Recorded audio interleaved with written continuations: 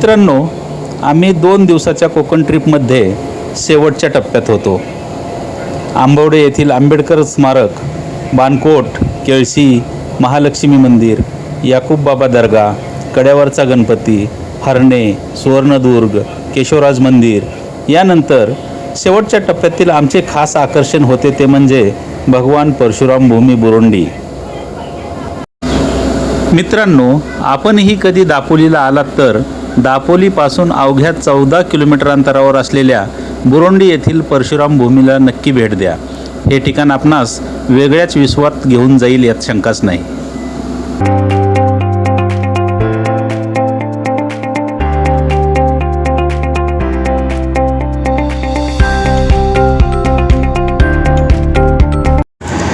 परशुराम भूमी ही एक खाजगी मालमत्ता असून नवीन पिढीला भगवान परशुरामांचा इतिहास कळावा या उद्देशाने पुण्यातील न्यू मॉडर्न ऑप्टिशियनचे मालक सौ अश्विनी गानू आणि अनिल गोविंद गानू यांनी याची निर्मिती केली.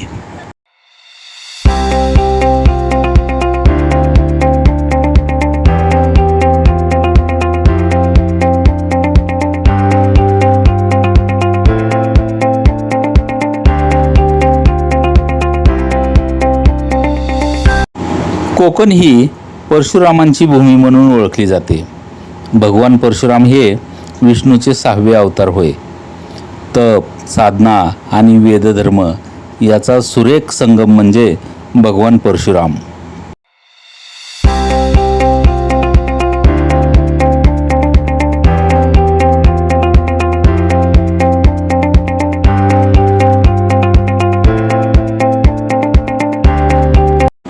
चाळीस फूट व्यासाच्या अर्धगोलाकार पृथ्वीवर 21 फूट उंच असलेली भगवान परशुराम यांची मूर्ती आहे.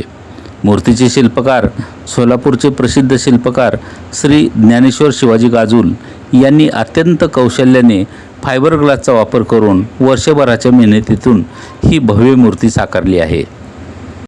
दिनांक 16 नोव्हेंबर 2010 मध्ये या मूर्तीची प्रतिष्ठापना करण्यात आली. परशुरामांच्या मूर्तीच्या खाली असलेल्या 40 फूट व्यासाच्या पृथ्वीच्या गोल घुमटामध्ये एक भव्य आणि शांत ध्यानगृह बनवण्यात आले आहे. येथे पर्यटक आणि भाविक ज्ञानधारणा करण्यासाठी येत असतात.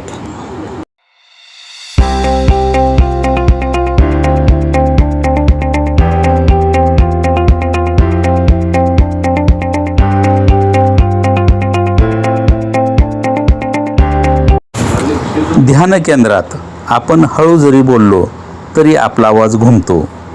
तसेच आपण अवकाशातून तर सैर करत नाही ना असा भास झाल्याशिवाय आपणास राहत नाही. येथील वातावरण अगदी सुंदर आणि शांत आहे. येथे आपणास वेगळीच शांतता अनुभवायला मिळते.